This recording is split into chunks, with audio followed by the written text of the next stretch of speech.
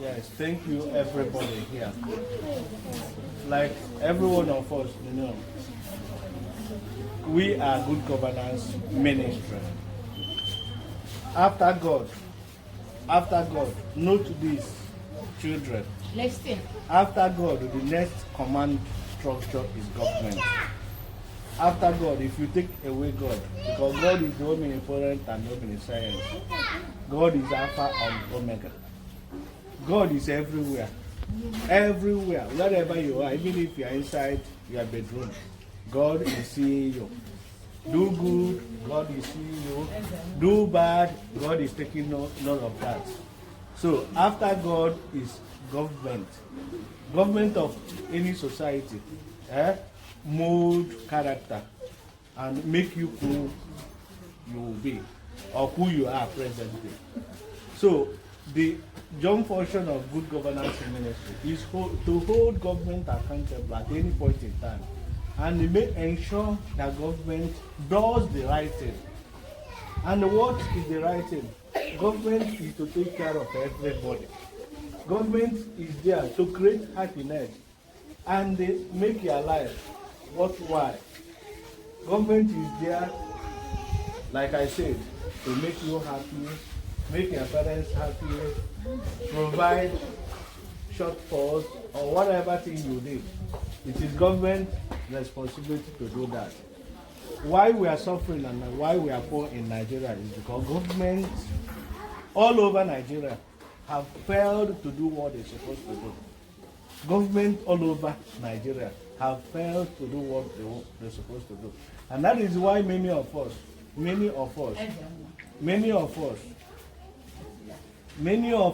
who want to live quality lives, instead of living here, they decided to travel overseas. Because overseas, that is where those guys, that is people who believe in God. That is people who practice God, who practice the teachings of the Bible. Oyibo man will say, Bible will say, love your neighbor as you love yourself. The whole teachings of the Bible, from Genesis to Revelation, is about love. So the white people, they know how to love themselves. And that is why government over there, the resources they have, they ensure that they distribute it among the people. So the person feeding you twice a week, I was there with him some times ago when he came back from UK. He lives in the United Kingdom. I hope you guys have seen him once. Onye na-enye unu nri, ọkwụna afụgbe before. Yes, ọ nọ na UK. So all because of that, because na honor ya na ndị ọcha nọ. Ọfụ ka gọọmenti ndị ọcha si treat ụmụaka. Ọfụ na ụmụaka ị na-agụ akwụkwọ like this, gọọmenti ga na-enye gị ego to come to school. Una amana ndị ọcha etu ndị aga school, government pay your parents for coming to school. Government feed you in school. That is the standard. So onye afọ nọ UK a wee sị mba na ụmụaka nọ na maka onye Osili ebe ka ọ bụ and ebe ka anyị gụrụ akwụkwọ unu mana anyị gụrụ akwụkwọ ebe wee sị mba na ụmụaka na-agụ na skuul ọgụ na ya aga na ogodo obere ego ka ya nwetara ya afọ na ha na-ata ogodo obere nri ka a na-eri enyewe ka a na-eri ego pụtakwa mmụọ owelitekwa aka elu. So you want to practice and you want to demonstrate is good governance. Because good governance, like I said, we always hold government accountable.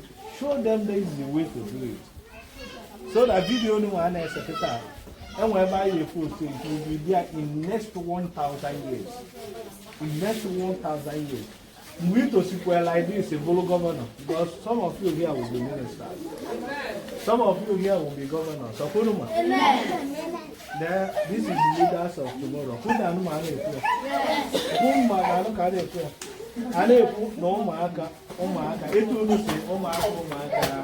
when I say we break, among you here, and when they have governor.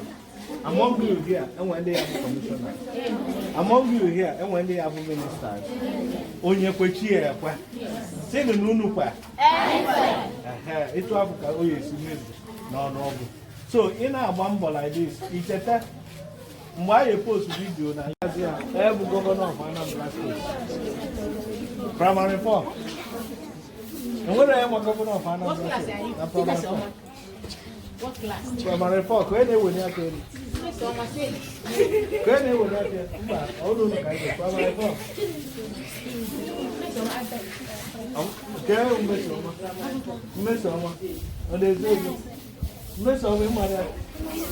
Primary 5. Primary 5. Can you have governor of Anambra State? Governor Charles. Yes, Governor Charles Chukwuma Soludo. Professor Charles Chukwuma Soludo. Call on the Aka.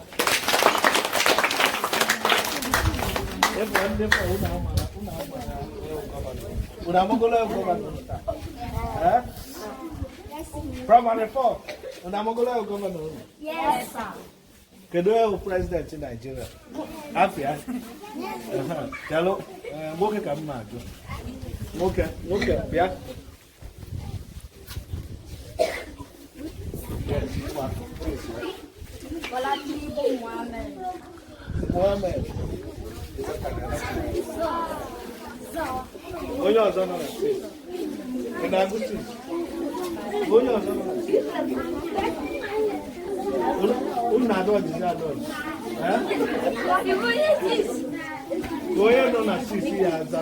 President of Nigeria. Yeah. Yes. But I am in a place, but I President of Nigeria. President of Nigeria. Mohammed Bola Tinubu. Mohammed, all the same thing. Anyway, next year. President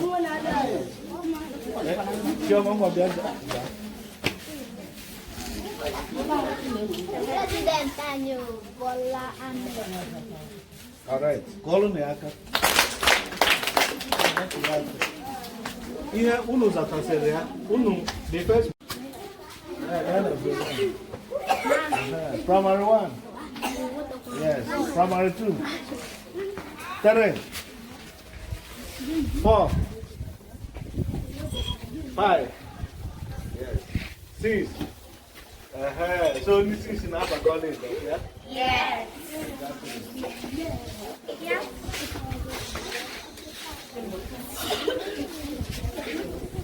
I have a also. Chetena in the Bible. Chalo. Can you on the primary 1? Can dive on the primary 1? When you go to school, primary 1. Ni primary 1, I'm going to dive. Chalo, primary 1. What's up for them? Yeah?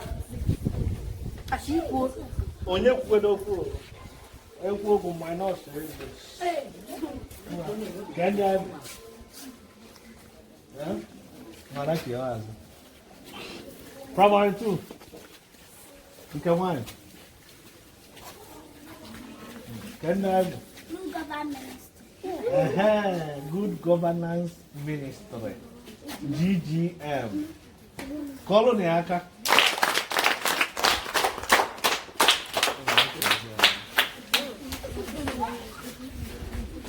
Omaka.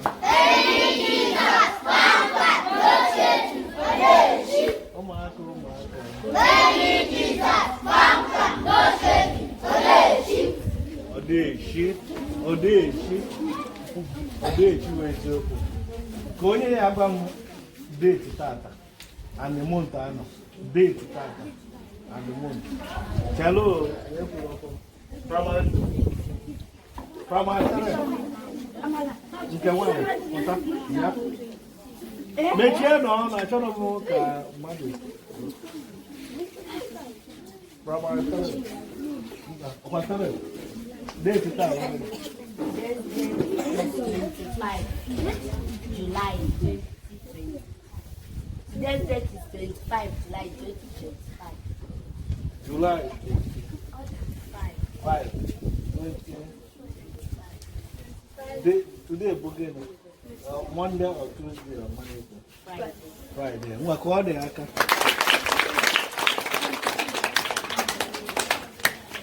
Primary. Be a good governance ministry now in our society. Nisis, kwa ya zati ya.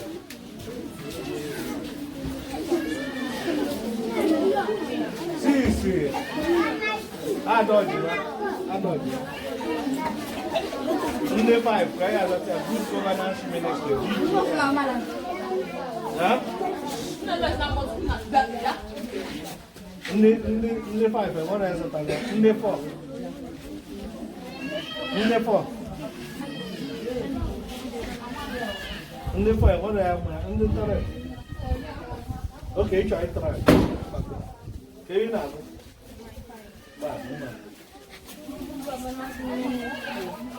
Make sure that the society is good and the school environment is good.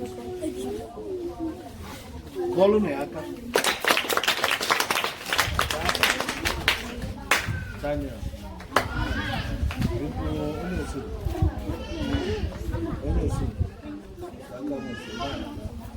Go just say one of try. Yeah.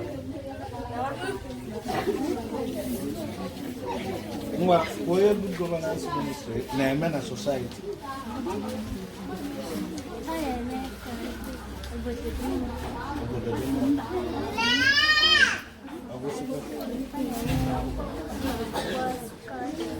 Okay, scholarship.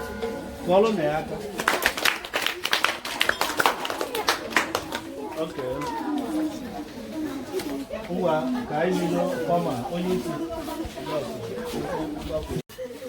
Mohammed. So it's already Mohammed. So it is easy for your family. Oh, you jog up on Mama and Papa. Okay, as I say. Yes, sir. Can you do it?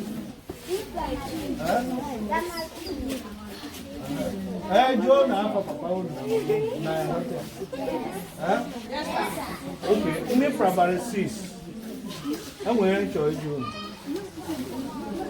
Go there as a wait, we can know. Where as a phone number, Papa? You are 6. Okay, wait. This not the other 5. Who will you get? You are getting more phone number. My mom can tell the phone. My phone. 080 33 61 08 12. It was we are all with confidence. So I don't convince in operation. All of the anchor.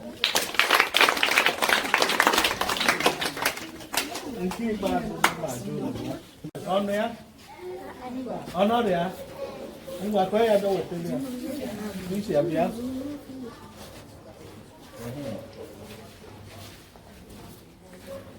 And because you make all of me and Kyle, and I want more. You know, do my fire, no, please. That will not see. This is Rika. Nursery 2. One for Osinachi. One for Osinachi. I'm going to only get one face. Is your man or what I'm going to because one and one. I'm close. Nursery 3. Nursery 3.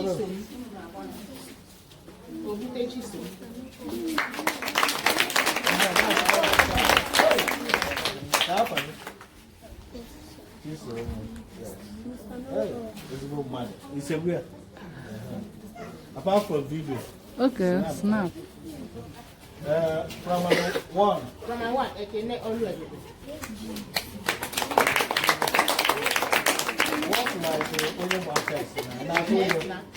And I told you I cannot. Oh, yeah, I told you. What you see, too?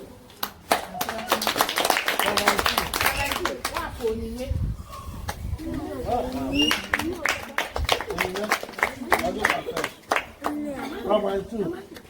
So, where are you going to problem 2? Eh? When I'm not in my face. Problem 2. And where are you going to face? Okay, what's the other thing? I cannot look at this. Primary 3, Obaji Obiano.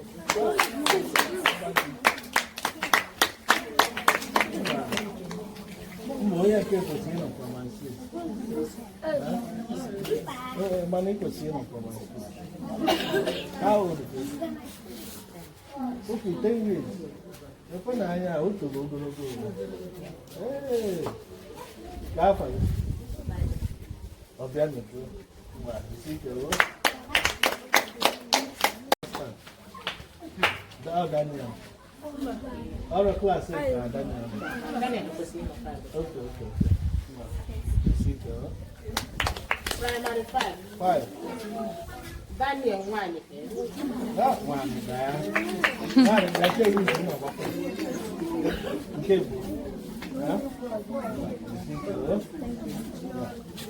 Primary 6. Good luck.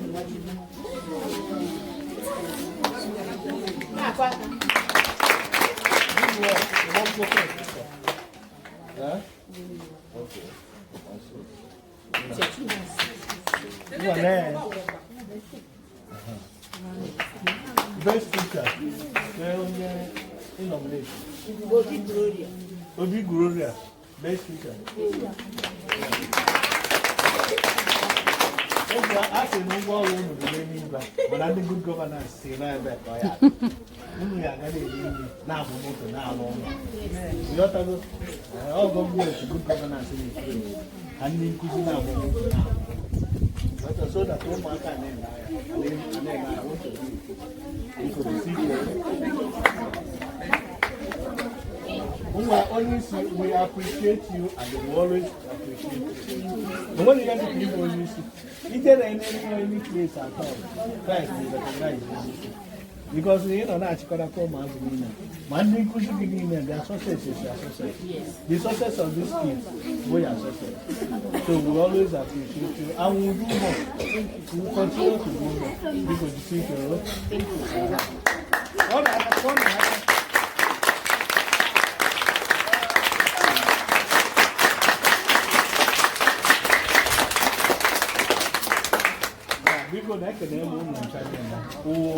next time, maybe November next time in September. I get one program. Moon and wow, I have got like when Moon and what career day. Okay, towards the end of it. So we'll make provision next time. Time we get together with you people outside giving an award. Oh, because you see later. Thank you, sir. Both of them. Very, very giving. Happy. When I never hang on it, I'm